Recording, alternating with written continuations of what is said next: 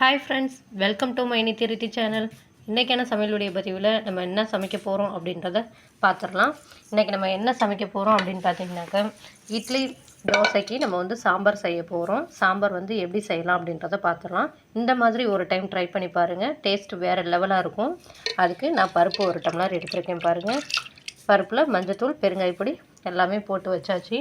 அதுக்கு தேவையான பொருள்னு பார்த்தா சின்ன வெங்காயம் எடுத்துருக்கேன். அதுலேயே 2-3 பெரிய வெங்காயமும் வச்சுருக்கேன். அடுத்தது பார்த்திங்கன்னா தக்காளி, பச்சை மிளகாய். நம்ம சாம்பாருக்கு என்ன காய் வேணுமோ நம்ம யூஸ் பண்ணிக்கலாம். நான் ஒரு 3 வகையான காய் இன்றைக்கி எடுத்திருக்கேன். கத்திரிக்காய், கேரட், உருளைக்கிழங்கு 3 வகையான கேரட் எடுத்திருக்கேன். நீங்கள் பீட்ரூட், பீன்ஸ் இருந்தாலும் நீங்கள் பீன்ஸும் சேர்த்துக்கலாம். இது கூட காய்கறிலாம் எடுத்தாச்சு. இதை எப்படி செய்யலான்னு பார்க்கலாம்.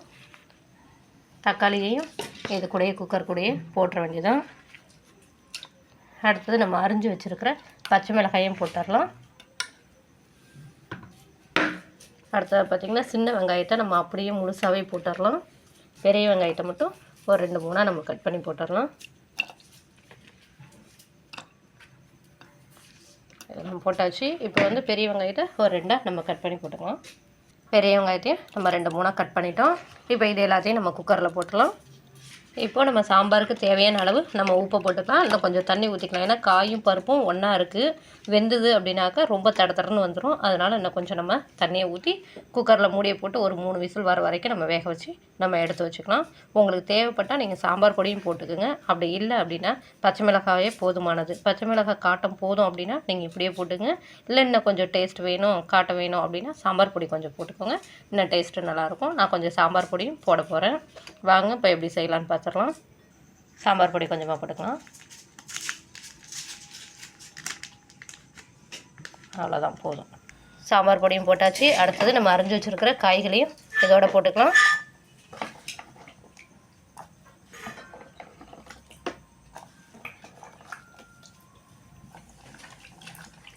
இப்போ பாருங்கள், பருப்பும் காயும் ஒன்றா இருக்குது. நம்ம இன்னும் கொஞ்சம் தண்ணி ஊற்றி நம்ம குக்கரை மூடி போட்டு ஒரு 3 விசில் வர வரைக்கும் நம்ம வெயிட் பண்ணுவோம்.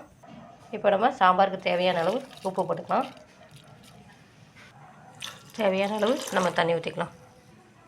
இப்போது குக்கரை மூடி போட்டு மூடி வச்சிடலாம். ஒரு 3 விசில் வர வரைக்கும் நம்ம வெயிட் பண்ணுவோம். குக்கரை மூடி போட்டு மூடியாச்சு. இப்போ ஒரு 3 விசில் வர வரைக்கும் நம்ம வெயிட் பண்ணுவோம். வெயிட் பண்ணிவிட்டு அதுக்கப்புறம் தாளித்து நம்ம போட்டுக்கலாம். பருப்பு 3 விசில் வந்துடுச்சு. வந்தது இறக்கி வச்சாச்சு. ஒரு தாளிப்பு கொடுத்து நம்ம தாளித்து இறக்கி வச்சுக்கலாம். தாளிச்சாச்சு. இப்போ நம்ம அதில் கொட்டிக்கலாம். இதில் தாளித்து கொட்டிக்கலாம். இதை அப்படியே வலித்து நம்ம ஊற்றிக்கலாம். இட்லி சாம்பார் நமக்கு சூப்பராக ரெடி ஆகிடுச்சு பாருங்கள். இந்த மாதிரி நீங்கள் ஒரு டைம் உங்கள் வீட்டில் இட்லி சாம்பார் ட்ரை பண்ணி பாருங்கள். செம டேஸ்ட்டாகவும் சூப்பராகவும் இருக்கும். இன்னும் வேணும்னு கேட்டு வாங்கி சாப்பிடுவாங்க. 2 இட்லி சாப்பிட்ற இடத்துல 10 இட்லி சாப்பிடுவாங்க. அந்தளவுக்கு டேஸ்ட் அல்டிமேட்டாக இருக்கும். இப்படி ஒரு டைம் இட்லிக்கு சாம்பார் நீங்கள் செஞ்சு பாருங்கள். நான் வீடியோ லாங் வீடியோ போட்டிருக்கேன், அதை பாருங்கள். ஓகே ஃப்ரெண்ட்ஸ், உங்களுக்கு இந்த வீடியோ பிடிச்சிருந்துன்னா வீடியோக்கு ஒரு லைக் பண்ணிக்கோங்க. மற்றவங்களுக்கும் ஷேர் பண்ணிக்கோங்க. ஓகே, நாளைக்கு ஒரு வீடியோவில் சந்திக்கிறேன். ஓகே, பாய்.